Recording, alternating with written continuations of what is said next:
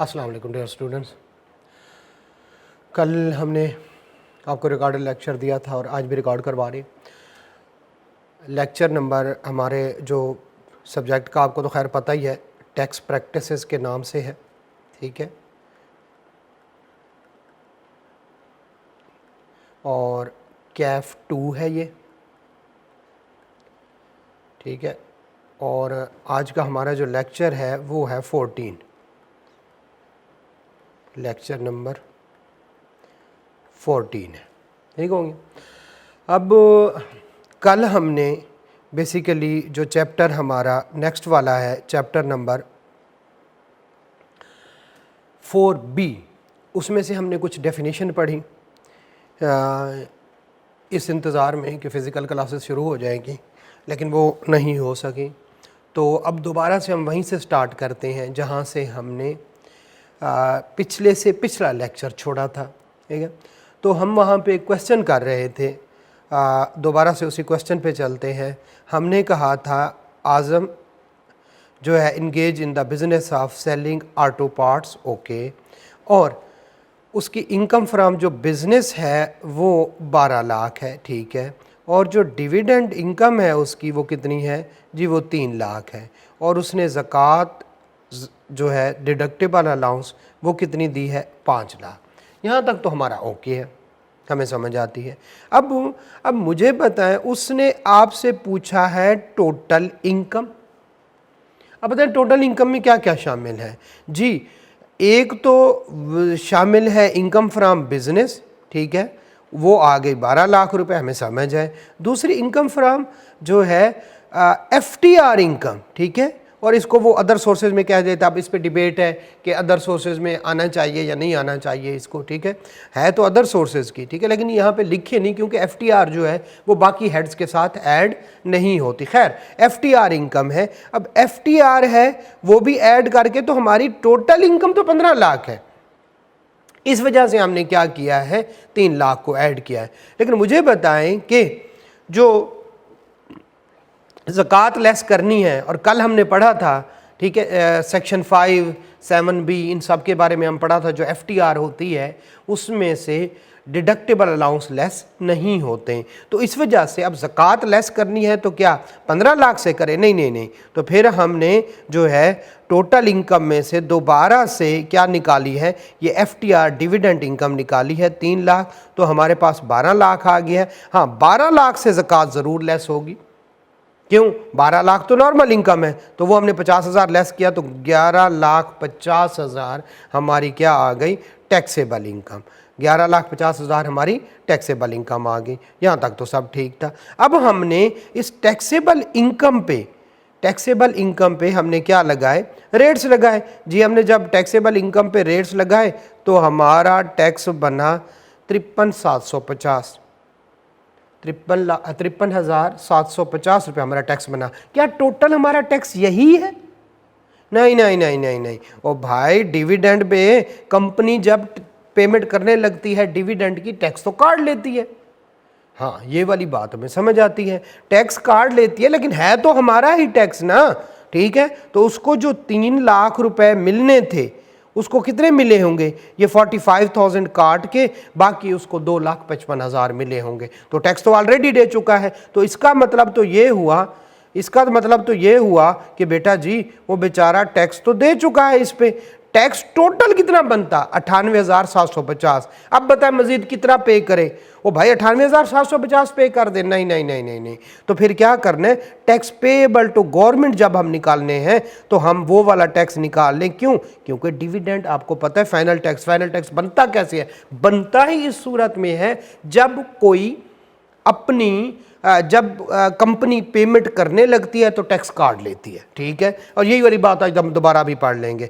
तो 45,000 रुपये हमने लेस कर दिया, उसे कहा 53,750। ऊपर दोबारा से चलते हैं। जब टोटल इनकम बतानी है तो ये उसकी 15 लाख है, लेकिन उसकी टैक्सेबल इनकम निकालने के लिए तो हमें ज़कात लेस करना होगी। और ज़कात हमने नीचे पढ़ा था। अब ये वाली जो प्रोविजंस थी इनमें हमने सब ने पढ़ा था कि ना तो इसमें से कोई जो है कोई एक्सपेंस लेस होता है, ना इसमें डिडक्टेबल अलाउंस लेस होता है, ना इसको सेट ऑफ किया जाता है, ना कोई टैक्स क्रेडिट इस पे मिलता है, तो फिर 50,000 क्या 15 लाख में से लेस करें? नहीं नहीं नहीं नहीं, वह 3 लाख ये वाला निकाल ले और बाकी जो नॉर्मल इनकम 12 लाख निकलती है उसमें से ये 50,000 लेस करें। ये वाली बात हमें समझ आ गई। हम कहते हैं हाँ हाँ ठीक कह रहे हैं आप।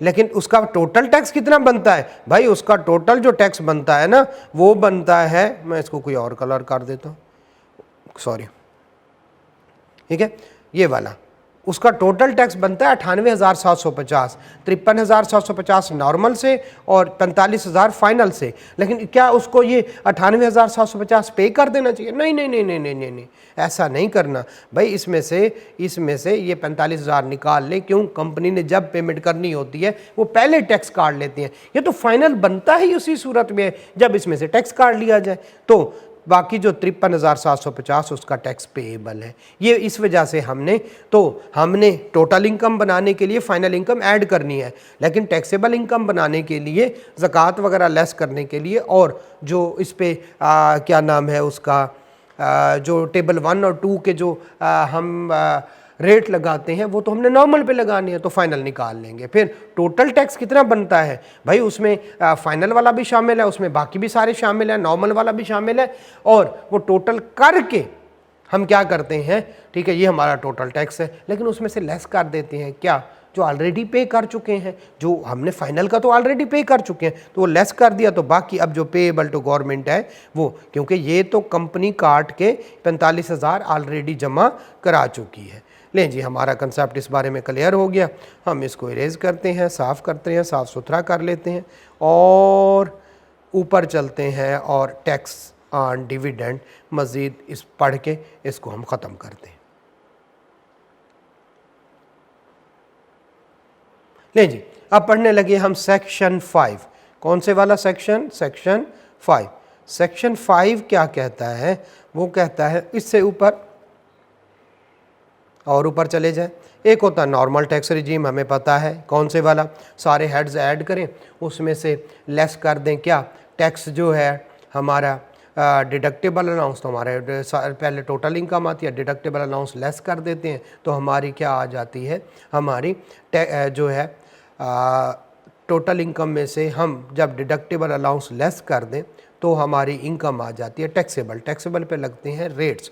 जब भी हमारे रेट्स लग जाते हैं तो हमारा टैक्स पेएबल आता है। उसमें से टैक्स क्रेडिट्स कुछ निकालते हैं, कुछ हम आपको पता है ऑलरेडी पेड टैक्स निकालते हैं, तो हमारा गवर्नमेंट को या तो पेएबल आता है, रिफंडेबल आता है। ये सारा कहाँ पे होता है? नॉर्मल टैक्स में। ओके, फाइनल टैक्स क्या है? फाइनल टैक्स के बारे में हमने बड़ी डिटेल से पढ़ा था, ठीक है, और ये कौन से वाला है? सेक्शन 4, और इसमें सेक्शन 5 भी आता है, ठीक है। अच्छा, अब जो टैक्स डिविडेंड है वो सेक्शन 5 है, प्रॉफिट ऑन डेट जो है वो 7 भी है। कुछ केसेस में ये नॉर्मल भी हो जाता है, बाद में हम पढ़ लेंगे। अभी हमारा जो कंसंट्रेशन है वो किस पे है? टैक्स ऑन डिविडेंड, और ये किसका पार्ट है? फाइनल टैक्स का। दो तरह के हमने रिजीम पढ़ लिए, नंबर 1 पढ़ लिया normal tax regime, number 2 final tax regime. ले जी, अब एक एक करके हम इनको डिस्कस करते हैं। किसको? Tax on dividend. सबसे पहले tax on dividend section 5, tax on dividend section 5।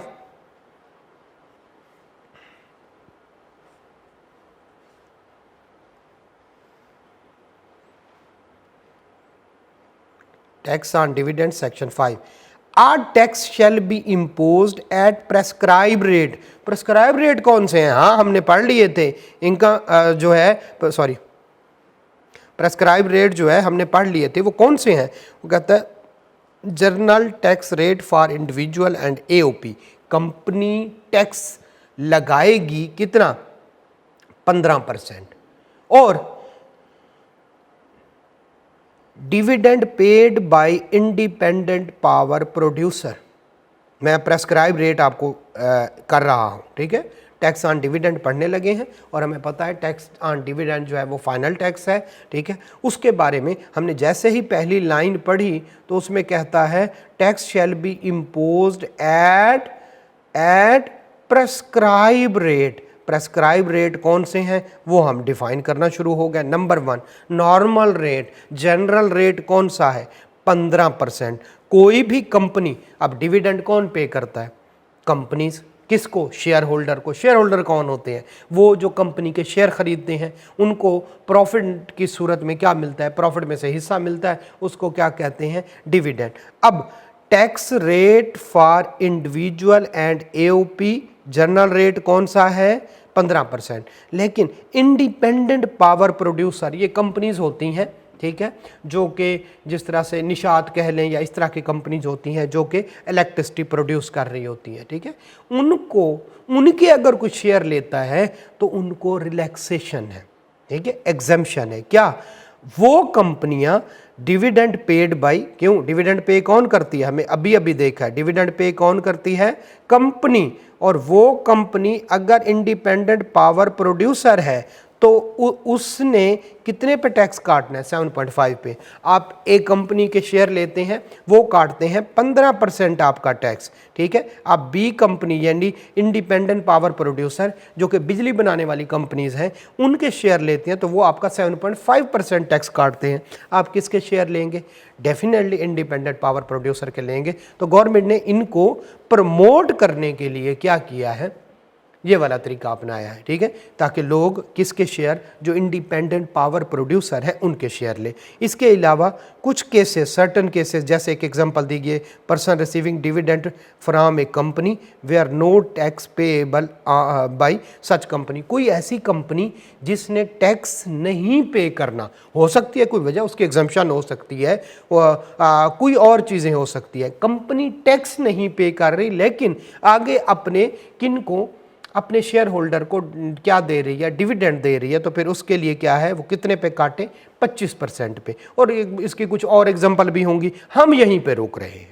General rate कौन सा है? 15%। जनरल रेट कौन सा है? 15%। और इंडिपेंडेंट पावर प्रोड्यूसर का क्या रेट है? 7.5%। और कुछ सर्टन केसेस, जैसे मैंने आपको एग्जांपल दी है, कोई रट्टा लगाने की, याद करने की जरूरत नहीं, जहां भी कुछ ना दिया हो आपने 15% लगाना है। अगर इनमें से 2 देगी तो बाकी 2 रेट देगी तो वो पेपर में बता दिए होंगे। अच्छा, तो कुछ सर्टन केसेस में 25%, ये तो प्रेस्क्राइब रेट होगा जी। हमें समझ आ गए। चले दोबारा से वापस चलते हैं, ये गंद वंद साफ करते हैं, दोबारा से वापस चलते हैं। लें जी, at prescribe rate on every person who receive a dividend from company. Company से कोई कंपनी ले रही है, कोई इंडिविजुअल ले रहा है, कोई एओपी ने शेयर लिए हुए हैं, ठीक है, तो उनसे टैक्स जो है लगेगा कितना? At prescribed rate. और जनरल रेट कितना है? 15%। जनरल रेट बेटा कितना है? 15%। हर बंदे पे जो डिविडेंड लेता है किससे? कंपनी। कंपनी जनरल रेट 15%, 7.5% भी हो सकता है, अभी हमने देखा, और 25% भी हो सकता है, लेकिन जनरल रेट कितना है? 15%, ठीक है। तो 15% के हिसाब से कंपनी टैक्स लगाएगी। दूसरे पे पढ़ते हैं, ले जी दूसरे पे पढ़ते हैं। दूसरा क्या कहता है? दूसरा कहता है tax shall be computed by applying rate of tax 15%, 7.5% या 25% to the gross amount of dividend. Gross amount क्या होती है? ग्रास अमाउंट होती है जिसमें से बार बार बताया गया, जिसमें से एक्सपेंस लेस ना हुए हों।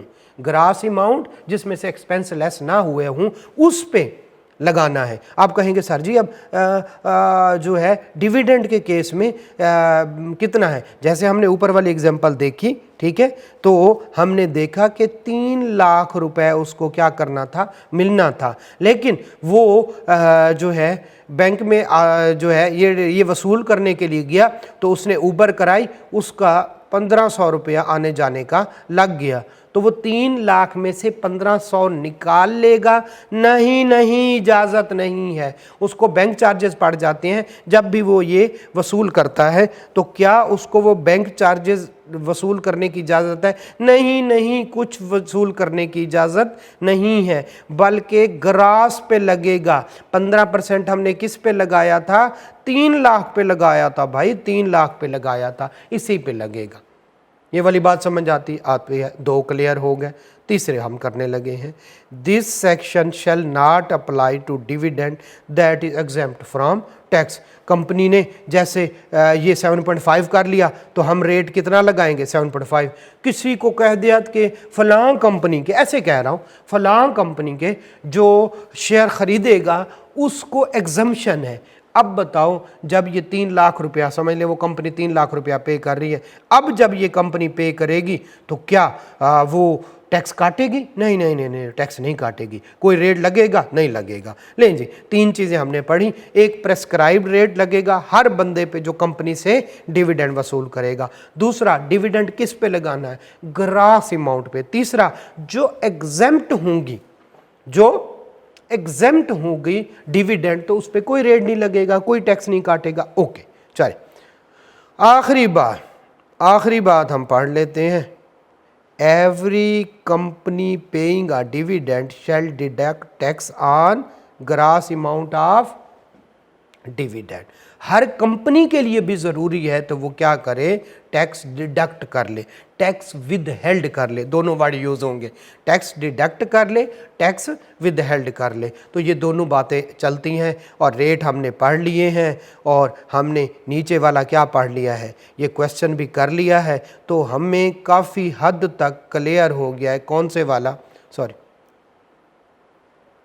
हमें काफ़ी हद तक क्लियर हो गया है कि नॉर्मल टैक्स की इनकम क्या होती है, ठीक है, नॉर्मल टैक्स रिजीम की इनकम क्या होती है और फाइनल टैक्स रिजीम की इनकम क्या होती है। फाइनल टैक्स रिजीम की इनकम के बारे में जब हमने पढ़ा तो हमें पता चला कि इसकी 2-3 एग्जांपल हैं, डिविडेंड इनकम और जो है profit on debt in certain cases. तो वो हमने फिर क्वेश्चन कर लिया, क्वेश्चन भी बड़ी डिटेल के साथ कर लिया, ये 3 लाख वाला और 12 लाख वाला। और फिर हम एक दफ़ा इनको भी रिवाइज़ कर लेते हैं कि भाई अगर कोई फाइनल टैक्स है, कौन से वाला, फाइनल टैक्स है, तो ख्याल रखा जाए, क्या ख्याल रखा जाए?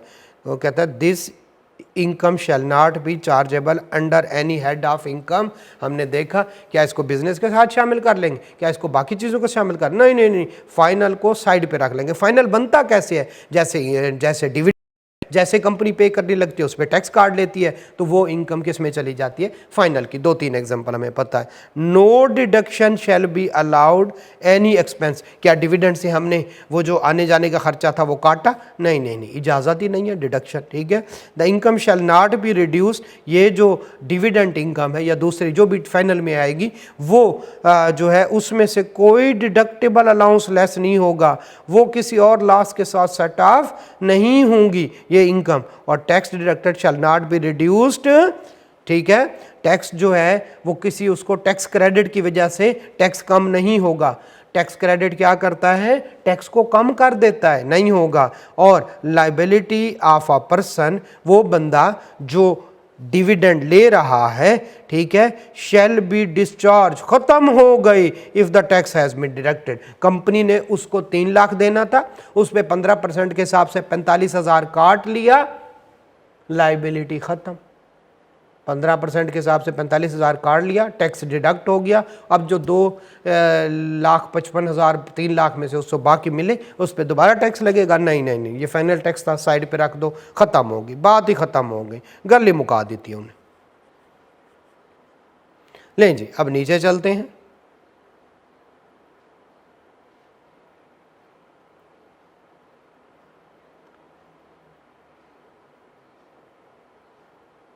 ज़्यादा ही नीचे चलेंगे। नहीं जी, यहाँ तक हमने पढ़ लिया।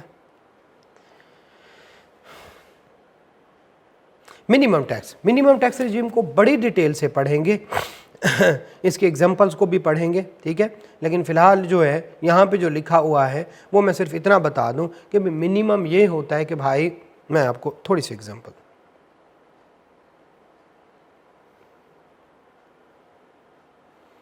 एक बंदे की 3 मिलियन इनकम है, उसकी जो डिडक्शंस हैं, ठीक है, वो 2 मिलियन है, तो उसकी इनकम कितनी है? 1 मिलियन उसकी इनकम हो गई। से इस पे हम रेट लगाते, ऐसे कह रहा हूँ, ठीक है, उस पे 2 लाख रुपए टैक्स बनता है। कितना? 2 लाख रुपए।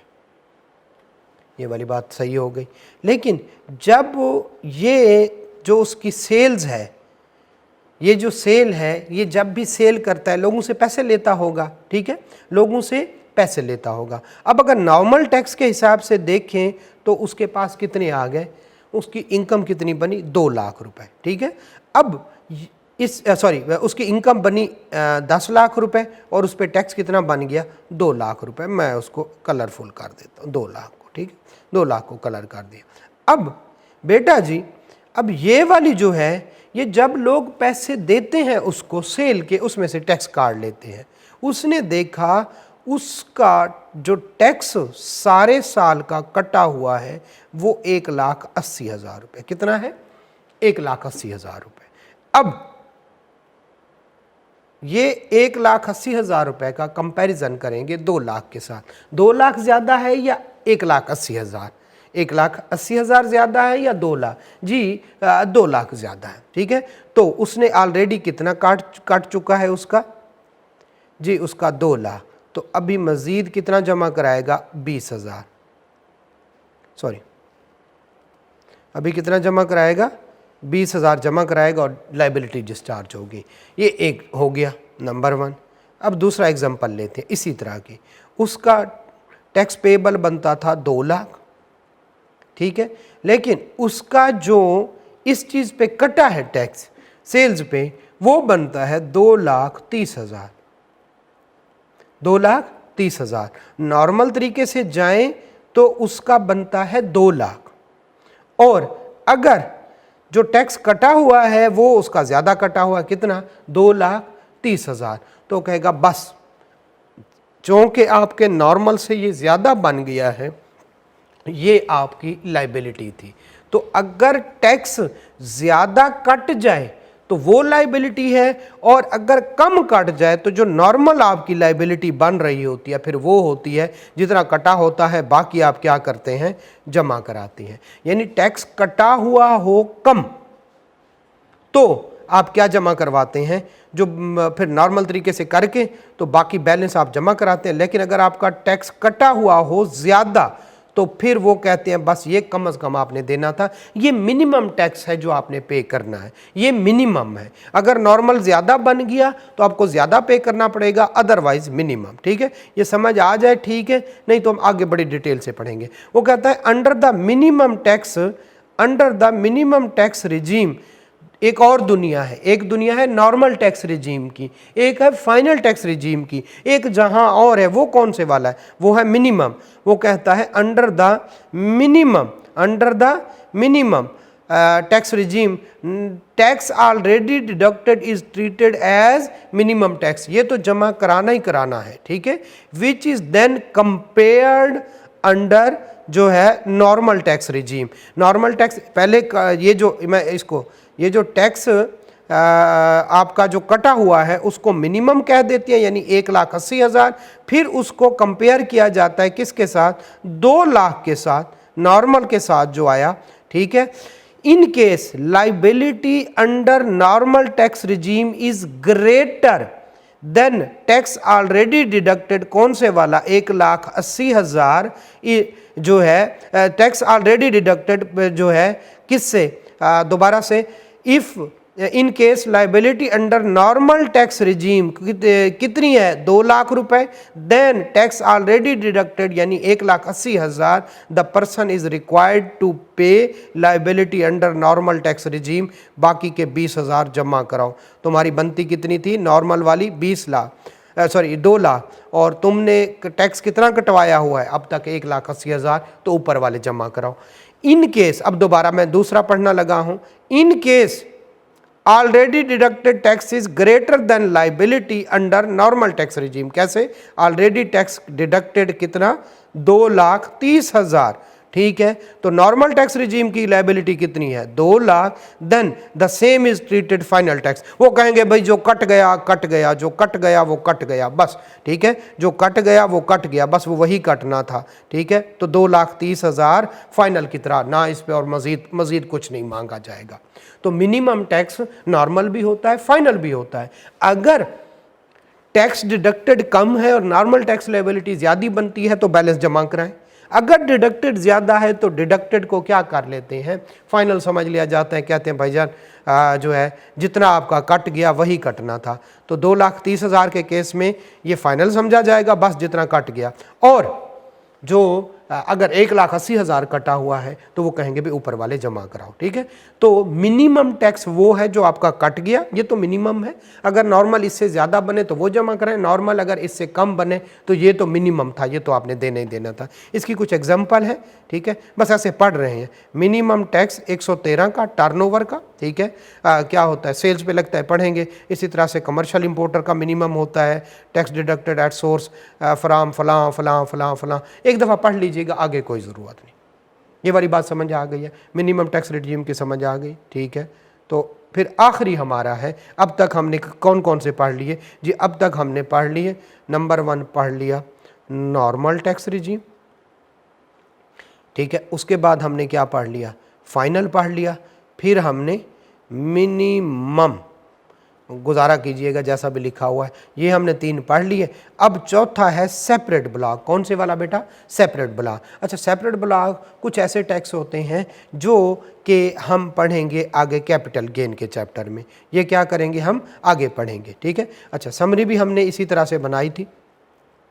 सिर्फ सेपरेट ब्लॉक मिनिमम किसी हद तक मैंने आपको बता दिया, सेपरेट ब्लॉक थोड़ा सा छुड़वा रहा हूँ, ठीक है। अच्छा, नॉर्मल टैक्स रिजीम की हमें पता चल गया, ये होता है। सेपरेट ब्लॉक का हमें सिर्फ और सिर्फ gain on securities, gain on disposal of जो है इमूवेबल प्रॉपर्टी, और फिर फाइनल का तो हमने बड़ी डिटेल से पढ़ लिया। ओके, चल बस इनको अब यहीं पे कंक्लूड करते हैं कि हमारे 4 तरह की दुनिया होती है। Number 1 normal tax, number 2 final tax, number 3 minimum, और नंबर 4 बेटा कौन से वाला, कौन से वाला, सेपरेट ब्लॉक। हाँ, नॉर्मल में बिल्कुल उसी तरह से सारे हेड्स, फिर टैक्सेबल टोटल इनकम, फिर deductible allowance, taxable income, rate लगाएंगे, फिर टैक्स क्रेडिट, ये वो सारा कुछ टेबल 1 टेबल 2 लगेगा। जो सेपरेट ब्लॉक है उसमें टेबल 1 और टेबल 2 नहीं लगता, ठीक है। जो फाइनल या प्रिजम्पटिव है उस पर रेट दिया गया होता है, बस वो काटा, जैसे डिविडेंड पे, डिविडेंड को बड़ी डिटेल से हमने पढ़ लिया, ठीक है। और इसी तरह से फिर आखिरी है कौन से, इसके बाद है मिनिमम। मिनिमम का तो हमने देख लिया कि गेन ऑन सिक्योरिटीज और डिस्पोजल, और आखिरी कौन से वाला, separate block. Normal, final, minimum, separate block, ये 4 तरह की दुनिया है डिफरेंट उनको ट्रीट करने के लिए। और इसके साथ हमने जो है अपना क्या कर लिया, किसी हद तक चैप्टर भी करीब लगा दिया। हम देखते हैं कि इसमें से हमारा कुछ और रह तो नहीं गया।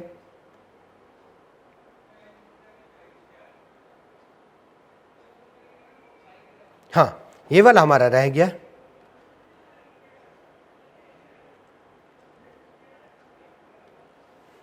Rules to prevent double derivation and double deduction.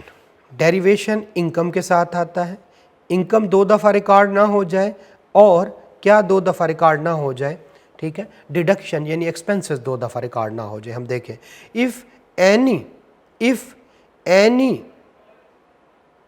income is taxed on receivable basis, it shall not become taxable again on receipt basis। Simple इसकी एंट्री करके मैं आपको समझा देता हूँ, आपको पता चल जाएगा, ठीक है। जैसे अब देखिएगा, जैसे ही सेल्स हुई तो हम क्या रिकॉर्ड करते हैं, क्रेडिट पे सेल हुई है, ठीक है।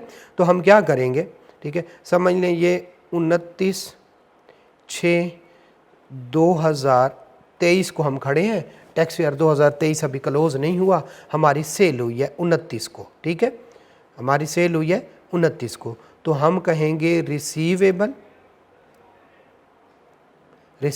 या डेटर,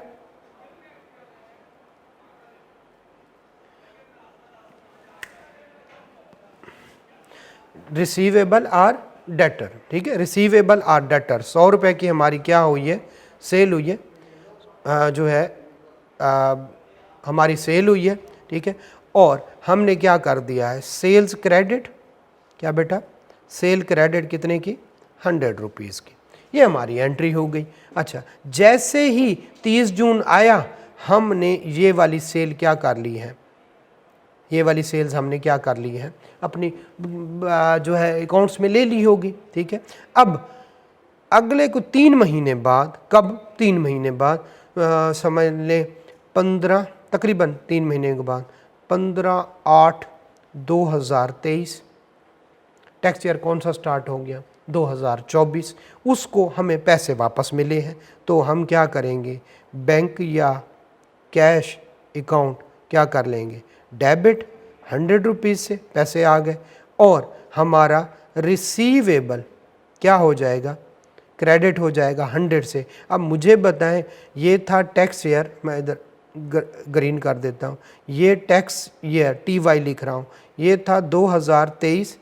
2023 में हमने 100 रुपीज़ की सेल डाल दी। अब है टैक्स ईयर 2024, कौन से वाला बेटा, टैक्स ईयर 2024। अब मुझे बताएं, फिर जब पैसे आए फिर 100 रुपीज़ की सेल डाल दें, नहीं नहीं नहीं नहीं नहीं, ये ऐसा नहीं करना, ठीक है। तो any income that is tax on receivable basis, जब एक दफ़ा वो हमने अपने हिसाब में डाल दिया, उस पर टैक्स भी दे दिया, टैक्स ईयर 2023 में, कब 2023 में जब हमने क्या कर दिया बेटा, इस पे टैक्स दे दिया 2023 में, it shall not become taxable again on receipt basis and vice versa.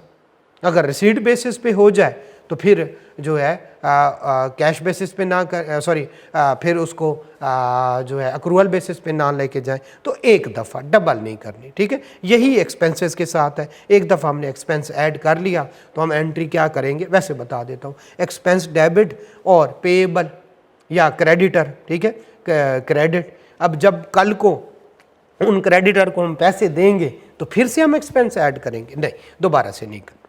ये सिंपल सा कंसेप्ट है।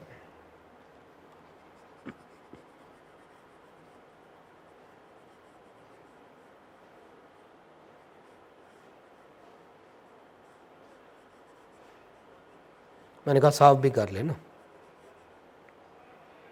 चले अब ऊपर चलते हैं, देखते हैं कुछ और तो नहीं रह गया इसमें। नहीं, हमने ये कर लिया है, ये कर लिया है, करेंसी कन्वर्जन कर लिया।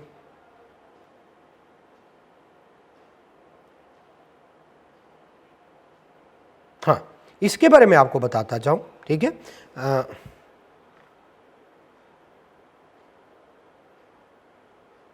हमने पढ़ा था, ठीक है, इसको थोड़ा सा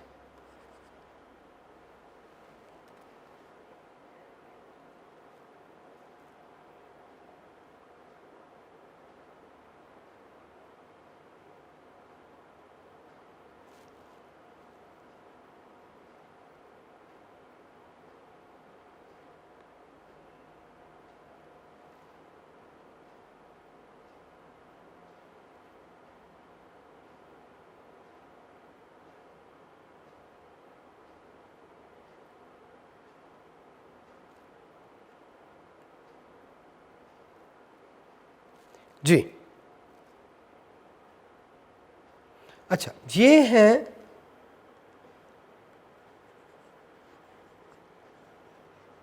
ठीक हो गया। अच्छा, ये एक तो सॉरी,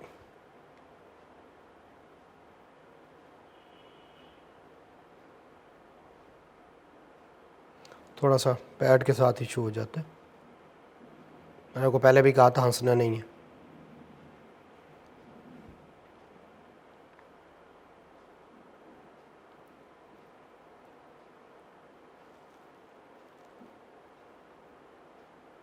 जी,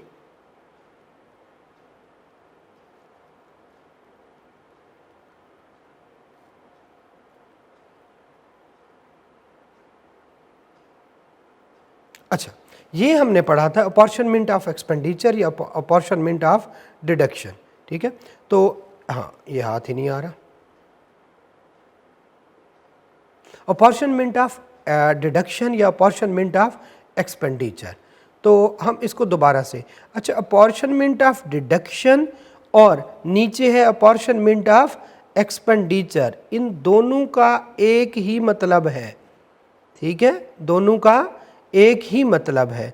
यानी जो ऊपर है इनकम टैक्स में, कौन से वाला इनकम टैक्स ऑर्डिनेंस में, और जो रूल्स वाला है अपॉर्चनमेंट ऑफ एक्सपेंडिचर के साथ आपने लिख देना अपॉर्चनमेंट ऑफ डिडक्शन। और ऊपर जो इनकम टैक्स ऑर्डिनेंस का पार्ट है वो कौन से वाला है, अपॉर्शनमेंट ऑफ जो है उस पे डिडक्शन लिखा हुआ है, तो उसका मतलब भी यही है, अपॉर्शनमेंट ऑफ एक्सपेंडिचर।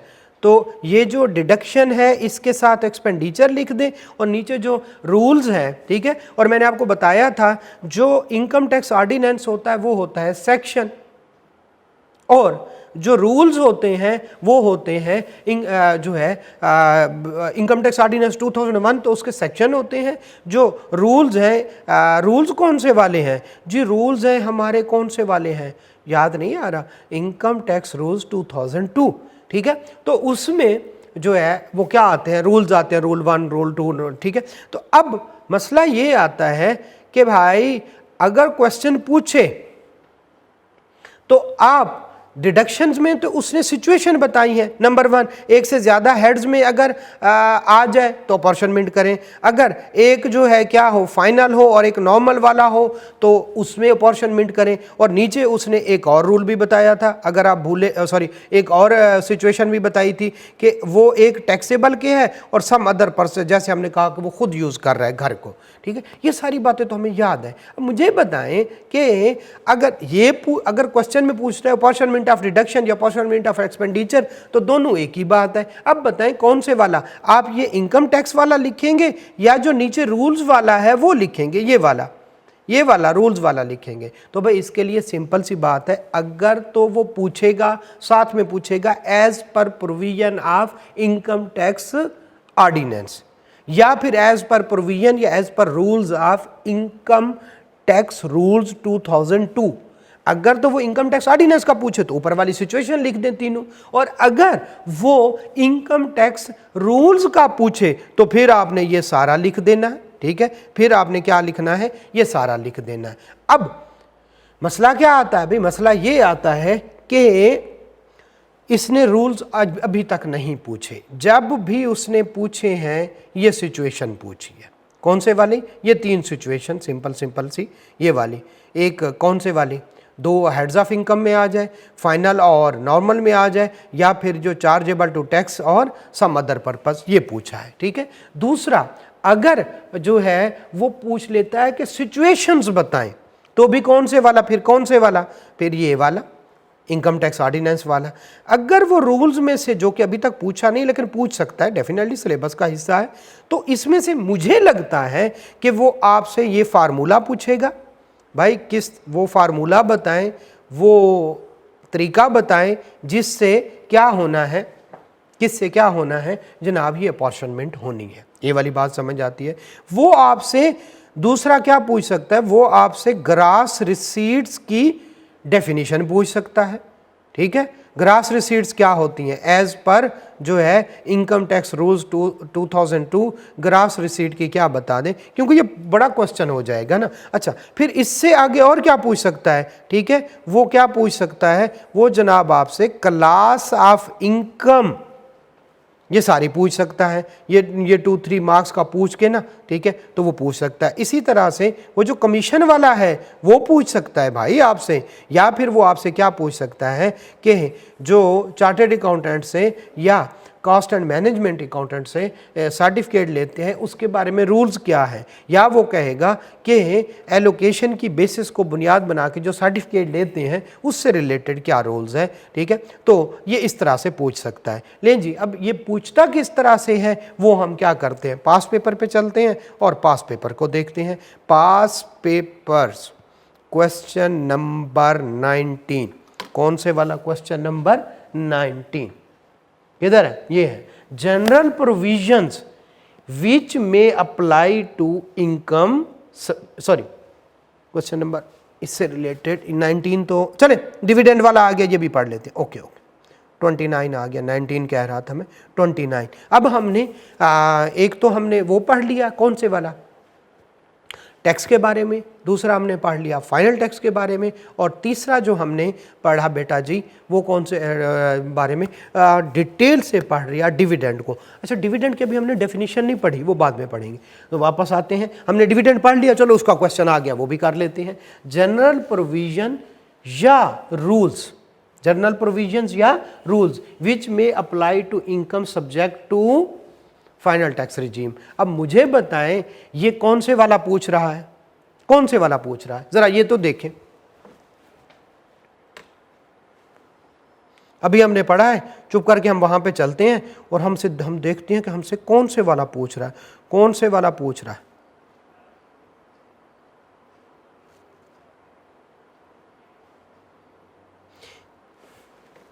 एक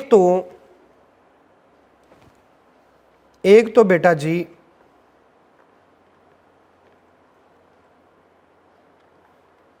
एक तो ये है टैक्स ऑन डिविडेंड, ठीक है।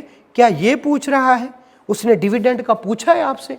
उसने कहा है फाइनल टैक्स रिजीम पे जो प्रोविजंस और रूल्स लगते हैं वो बताएं। ये तो सिर्फ डिविडेंड के लिए है, ये तो सिर्फ डिविडेंड के लिए है कि डिविडेंड के साथ क्या किया जाए। फिर क्या पूछ रहा है, पूछ देख लेते हैं। कुछ और था, हमें कुछ इस तरह का कुछ और था जी, जरूर था। ये देखें, general provisions relating to taxes imposed on final tax regime imposed under section 5 and 7B। 5 और 7B कौन से वाले हैं? फाइनल टैक्स वाले। तो भाईजान वो आपसे ये चीजें पूछ रहा है। ओके, ये वाली बात समझ आती है। कुछ और क्वेश्चन देखते।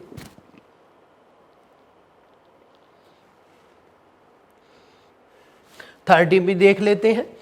Briefly explains the provision of income tax ordinance and rules made there under relating to. जब ये दोनों इकट्ठे आ जाएं तो इसका मतलब है आप मिक्सचर पूछ रहा है, ठीक है। किससे पूछ रहा है? जो है relating to the order of application of various tax credits if tax payer is allowed more than 1 tax credit for the tax year. वो छोटा सा हमने जो पढ़ा था पहले कौन से वाला? फॉरेन टैक्स क्रेडिट, उसके बाद चैरिटेबल डोनेशन और फलां और आखिर पर कौन से वाला? एडवांस टैक्स 147 वाला। ये 3 मार्क्स का उसने पूछ लिया। ऊपर चलते हैं। अब हमारा चूँकि चैप्टर ऑलमोस्ट कंप्लीट हो गया है, हम अब चीज़ों को डिस्कस करते जाते हैं। 28 हो गया था, 27 हो गया था,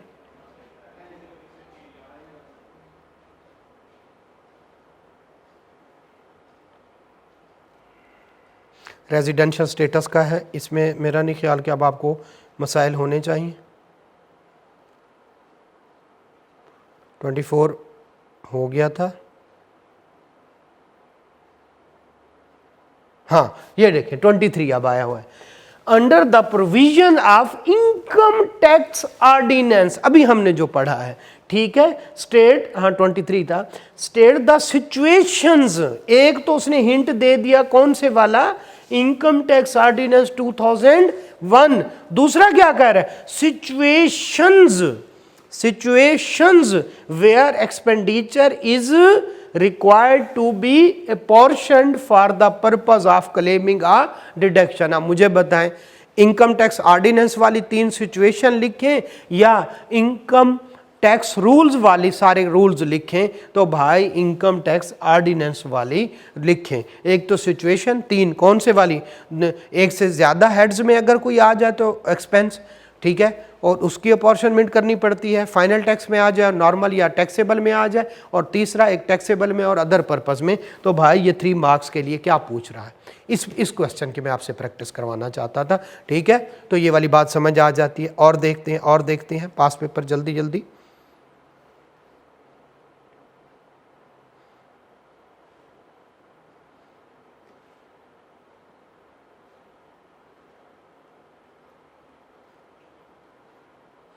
ओके, हाँ 20 हो गया, ठीक है। ओके, 19 हमने कर लिया, 17, 18 हो गया, 17 हो गया,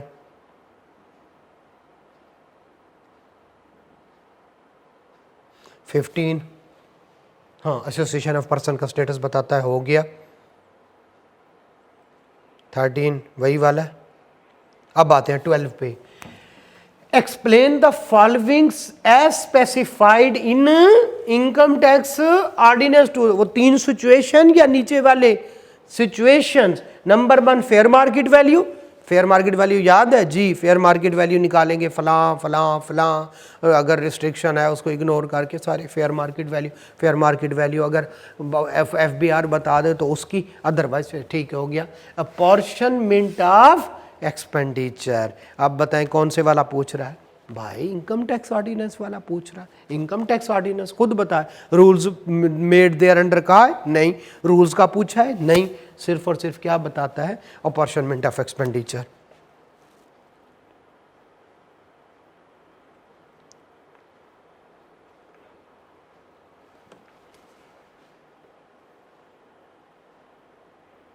हो गया, ओके हो जाएगा। 9 कंपनीज रेजिडेंशियल स्टेटस है, ओके है।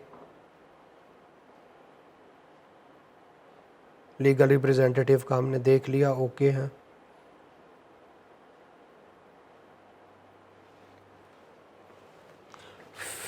इसमें से हाँ, फेयर मार्केट वैल्यू जो है, ठीक है, वो कर लीजिएगा। जॉइंट ऑनर वाला जो है वो आ गया, इनकम फ्रॉम प्रॉपर्टी का है। उसके बाद describe the common rules for treating the following as per income tax ordinance 2001, receipts of income. इसका आंसर देखिएगा, थोड़ी थोड़ी समझ आ जाएगी। अदरवाइज इनकम हमने टोटल इनकम पढ़ लिया, हमने टैक्सेबल इनकम पढ़ लिया, हमने इनकम पढ़ लिया। उस थोड़ा सा सोचिएगा, एक दो और चीज़ें हैं। और करेंसी कन्वर्जन ये तो हमें पता है।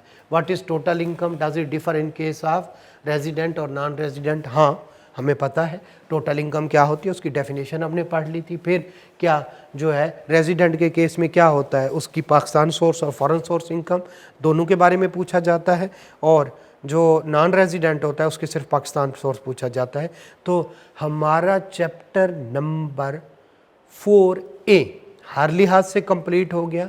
चैप्टर नंबर 4B, उसमें से भी काफ़ी सारी हमने डेफिनेशन पढ़ी, लेकिन कुछ अभी पढ़ना बाकी है। तो हमारा ये वाला काम कंप्लीट हो गया। लें जी, हम आज नेक्स्ट चैप्टर शुरू करते हैं, वो है इनकम फ्रॉम प्रॉपर्टी। क्या है? इनकम फ्रॉम प्रॉपर्टी, ठीक है। और चैप्टर नंबर 4B और इसके आपको नोट्स मिल जाएंगे, ठीक है। हाँ, आज ही मिल जाएंगे इंशाल्लाह। चले स्टार्ट करते हैं इनकम फ्रॉम प्रॉपर्टी, ठीक है। इनकम फ्रॉम प्रॉपर्टी क्या है? जैसा कि आप लोगों को, मैं अभी ज़रा टेक लगा लूँ।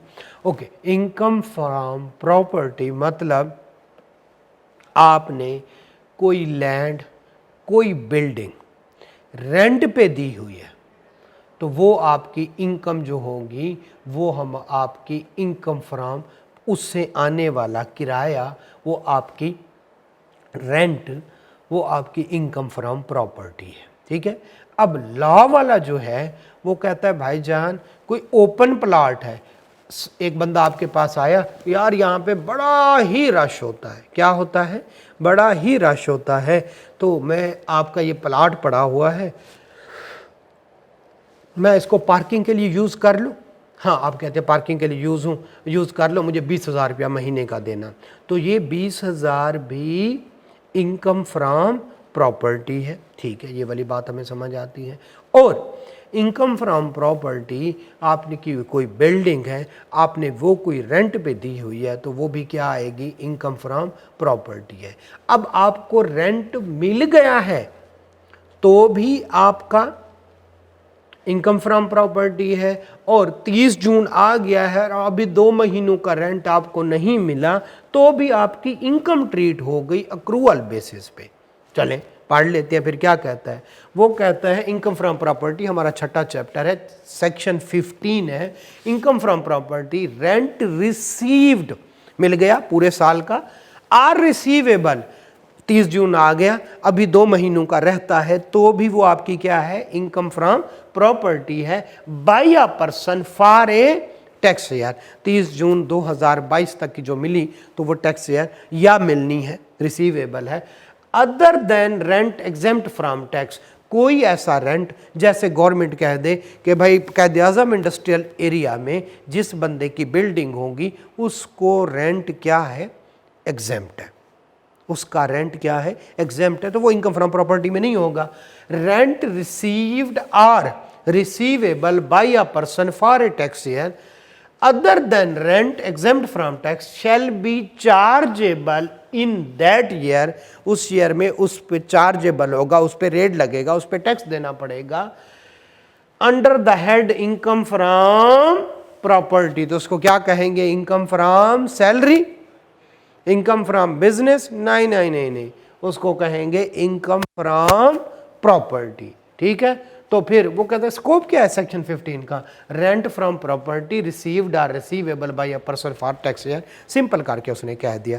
जी हमें ये वाली बात समझ आ गई है, ये वाली बात हमें समझ आ गई है। अब रेंट कहते किसको है? इसका सब सेक्शन 2 है, रेंट कहते किसको है? वो कहता है rent means any amount received or receivable by the owner of land और a building in as consideration for use or occupation of the land or building। Rent क्या है? वो पैसे जो उसको मिले या मिलने हैं, किसको? वो लैंड या बिल्डिंग, वो ओपन प्लाट या बिल्डिंग का जो मालिक था उसको जो पैसे मिले या मिलने हैं एज ए कंसिडरेशन। कंसिडरेशन कहते हैं बदले में। मैं आपको ये बीला में अच्छी तरह से पढ़ चुके हैं। ठीक है, मैं आपको ये प्लाट दे रहा हूं, बदले में मुझे क्या मिलेगा? रेंट, कंसीडरेशन है। ठीक है, तो कंसीडरेशन फॉर यूज, वो जो प्लाट या बिल्डिंग यूज करने दे रहा है, या ऑक्यूपेशन, भाई उसने वो वहां पर रहता है, वो उसको इस्तेमाल करता है। ठीक है, जो है ऑफ लैंड और बिल्डिंग। तो रेंट पैसे हैं जो कि ऑनर को मिलते हैं या मिलने वाले हैं। ठीक है, लैंड का ऑनर या बिल्डिंग का। और ये किस वजह से मिलते हैं? कि अगले बंदे को वो या तो कब्जा देता है या यूज करने देता है वो लैंड और बिल्डिंग, ये वाली। एंड अब इस पे आते हैं और ये मैं आपको समझाता हूं डिटेल के साथ।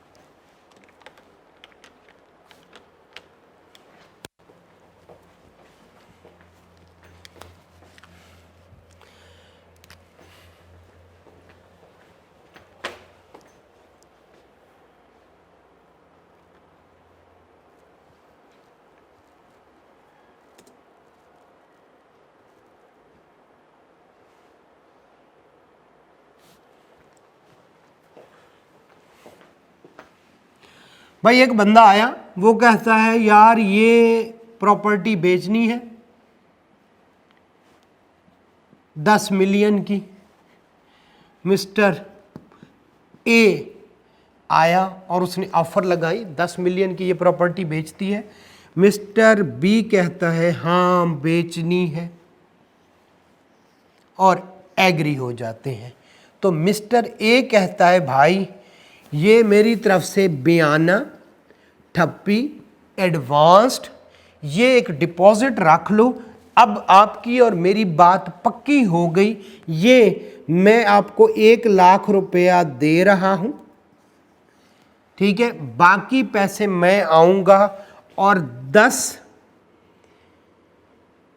जून को आपके पास आऊंगा। ये मेरी एडवांस आ गया, बात पक्की हो गई, बाकी पैसे मैं दूंगा और 10 जून को मैं आके ये वाला प्लाट अपने नाम कर लूँगा, ये वाली बिल्डिंग मैं अपने नाम कर लूँगा। 10 जून को आता है, कहता है भाईजान मुझे तो वारा ही नहीं है, मैंने ये लेना ही नहीं है। तो कानून कहता है रुको ज़रा, ठहरो ज़रा।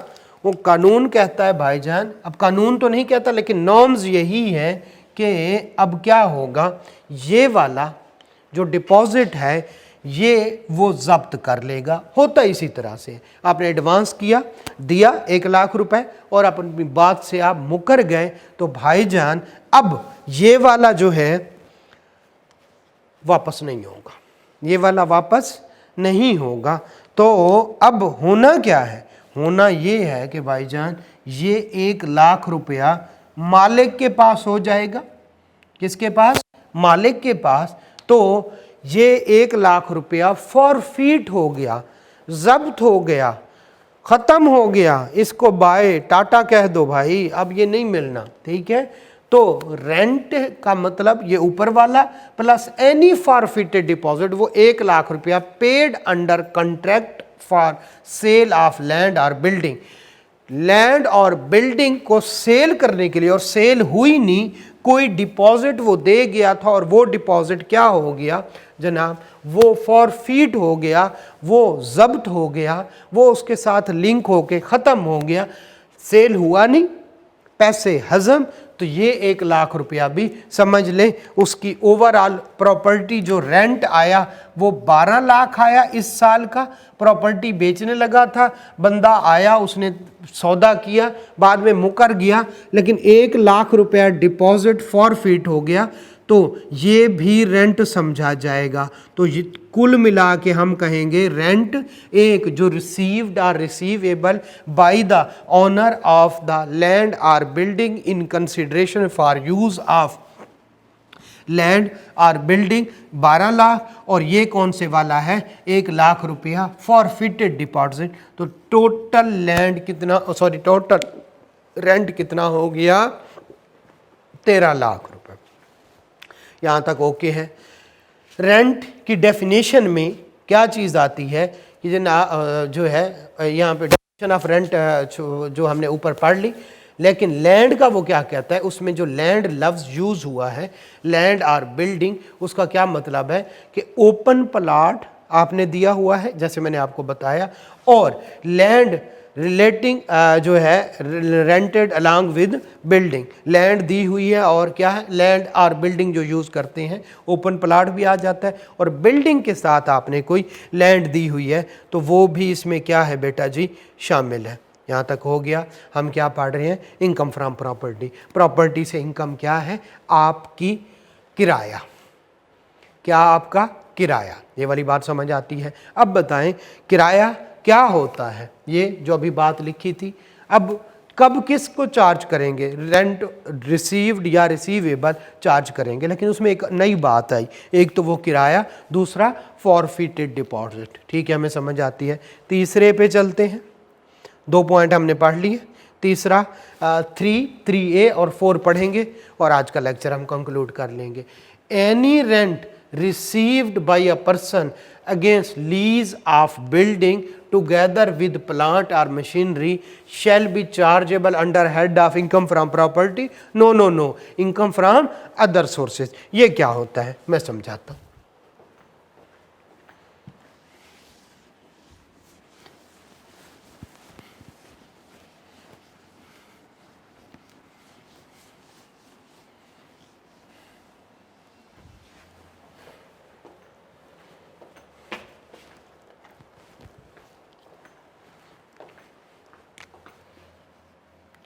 ये एक बंदे की बिल्डिंग है, होम स्वीट होम है, ठीक है, ये इसने रेंट पे दिया हुआ है, ठीक है, क्या दिया हुआ है, रेंट पे दिया हुआ है, ठीक है।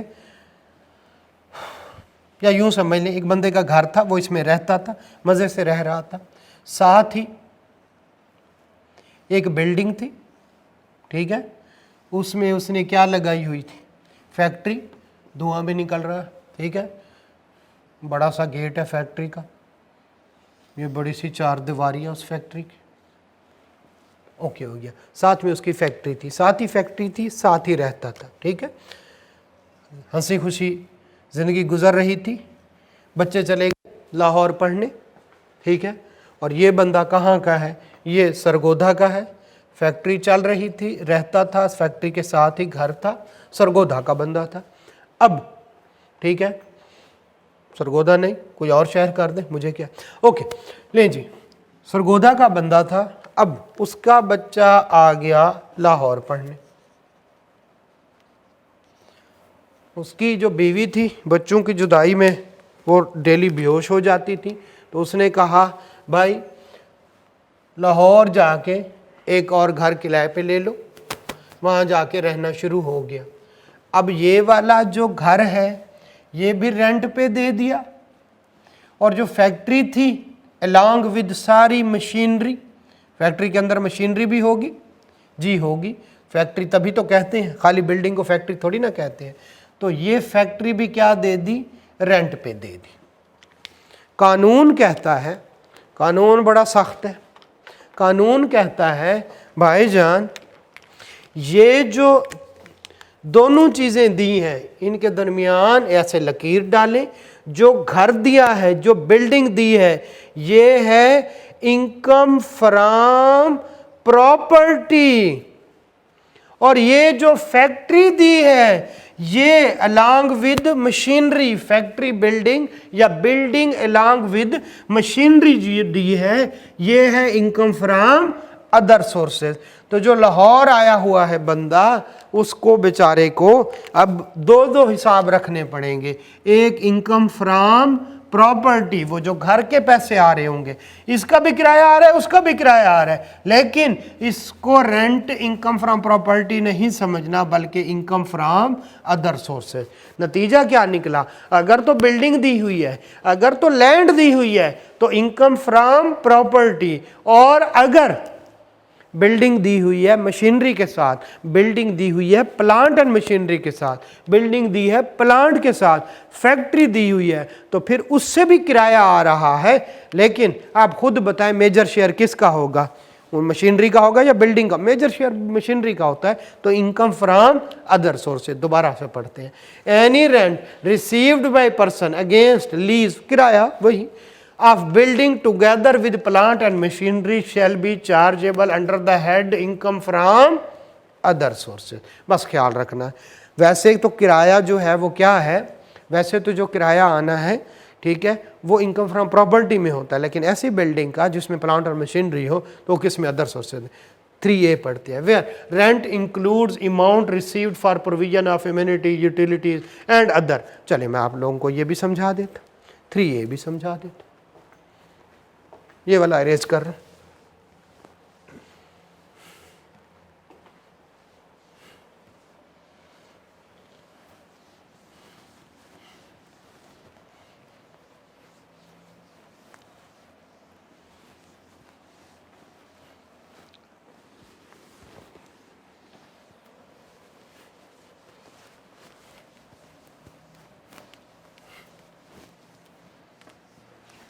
अब ये समझिएगा, एक बंदा है,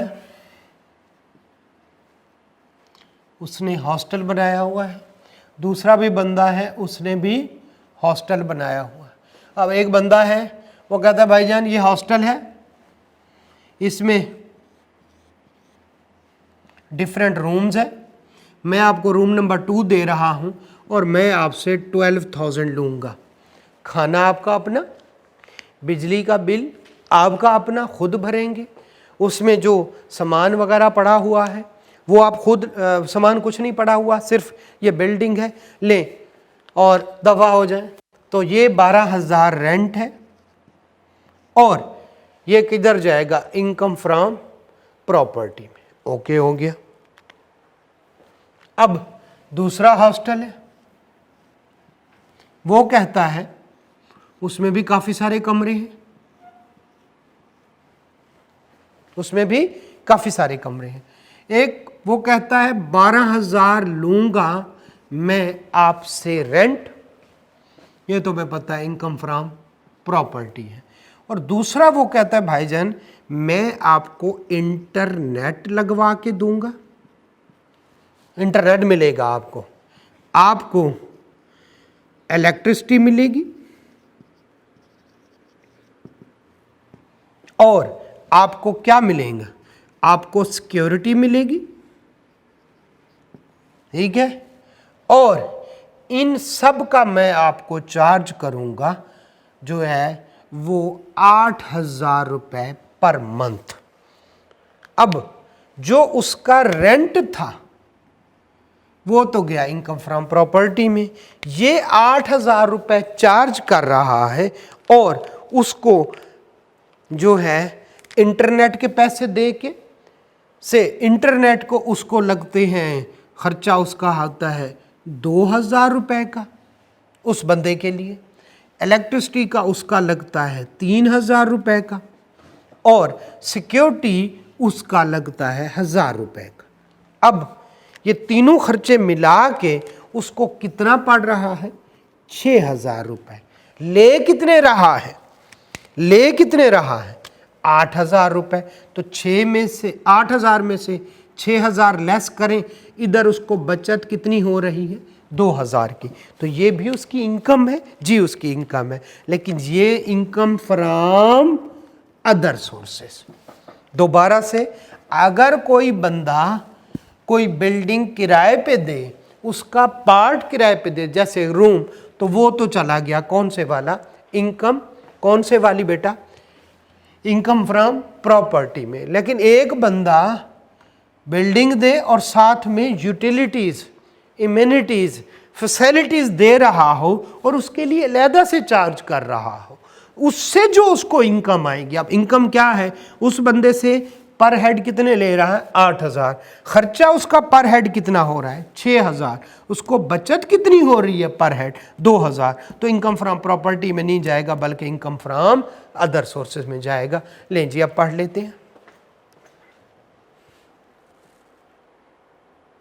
पढ़ लेते हैं। लें जी, वो कहता है 3A वेयर रेंट इंक्लूड्स, उससे कितने पैसे लेगा, उससे कितने पैसे लेगा, उससे लेगा भाई, तो इससे 8,000 रुपये लूंगा प्लस 12,000, टोटल तो लेगा 20,000, टोटल तो लेगा 20,000, ठीक है। Where rent includes any amount received for provision of amenities, provision of utilities और any other services connected with renting of building. अब खुद बताएं, कोई बंदा आके अकेला कि मुझे भाई सिक्योरिटी चाहिए, मुझे जो है वो क्या चाहिए, इंटरनेट चाहिए, तो उसको देगा? नहीं नहीं नहीं, उसको कहेगा भाईजान नहीं नहीं नहीं नहीं, ज़रा सुकून करें, आपको ये मैं नहीं दे सकता। बल्कि क्या है, ये इम्यूनिटीज़, ये यूटिलिटीज़, ये सारी फैसिलिटीज़ किसके साथ कनेक्टेड हैं, बिल्डिंग के साथ। It shall be chargeable under head income from other sources. तो जो उसको इम्यूनिटीज यूटिलिटीज से पैसे आए वो किधर चार्ज होंगे, इनकम फ्रॉम अदर सोर्सेज में। 20,000 में से रेंट कितना 12,000, ये इनकम फ्रॉम प्रॉपर्टी में। वो जो 8,000 आया किसका, यूटिलिटीज इम्यूनिटीज का, उस पर खर्चा कितना हुआ उसका 6,000। तो बाकी जो 2,000 रुपये हैं उसको कहाँ, ये 2,000 रुपये जो उसको प्रॉफिट हुआ, ये 2,000 इनकम फ्रॉम अदर सोर्सेज में जाएंगे। चले 3A तक पढ़ते हैं, कल यहीं से स्टार्ट करें। Thank you.